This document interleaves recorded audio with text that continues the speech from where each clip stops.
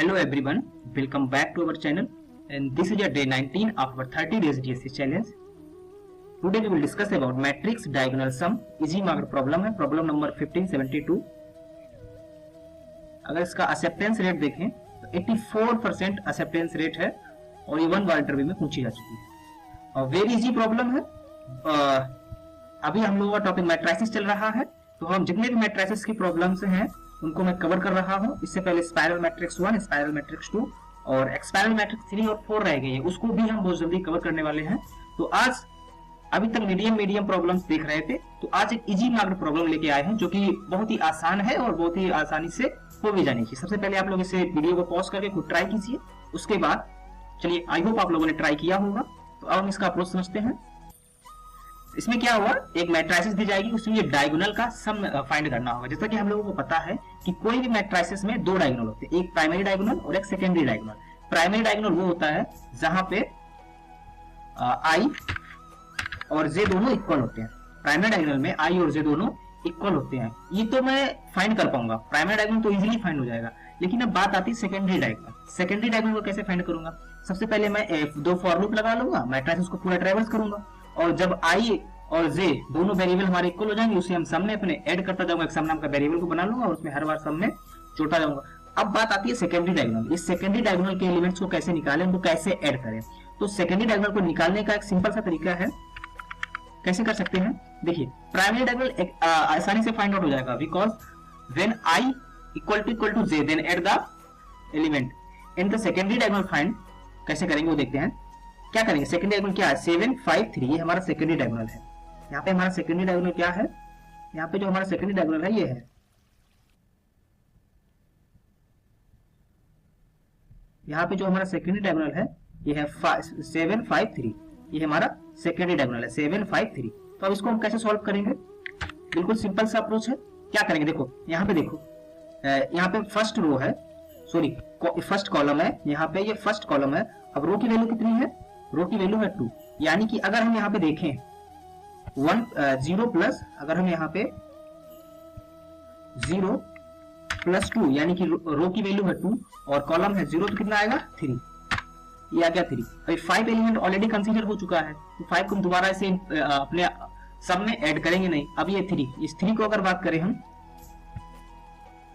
अगर हम इस 3 की बात करें तो यहाँ पे रो कौन सी है? रो तो फर्स्ट है. कॉलम कौन सा है? कॉलम इसमें दूसरा कॉलम है. तो अगर हम इसकी बात करें तो क्या कर सकते हैं हम?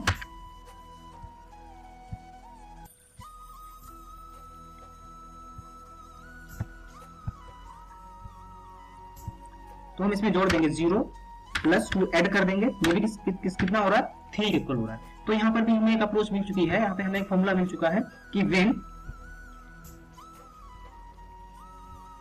when I plus j equal to math dot length minus 1.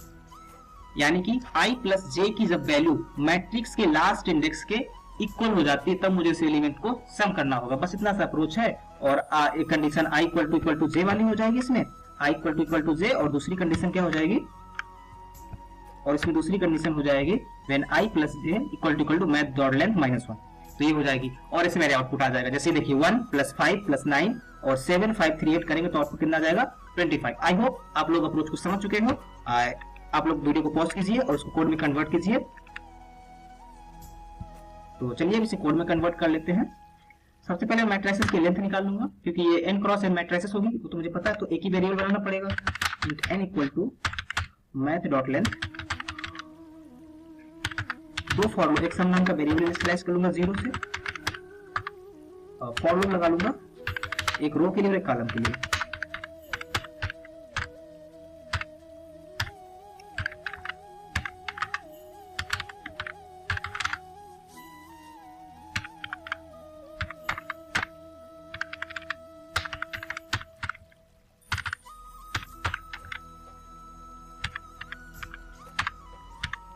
तो फॉर लूप लगा लिए.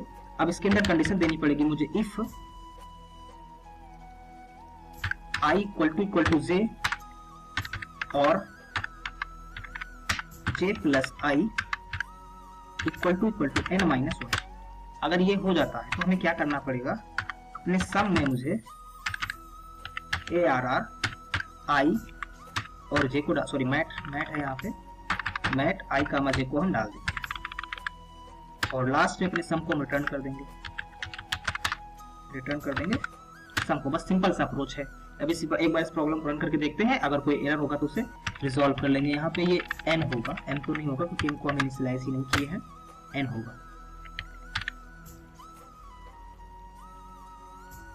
तो ये रन हो रही है, सबमिट करके देख लेते हैं। तो ये इजीली सबमिट भी हो गई है। I hope you will be understand this problem. Thanks for watching guys, keep coding and keep growing.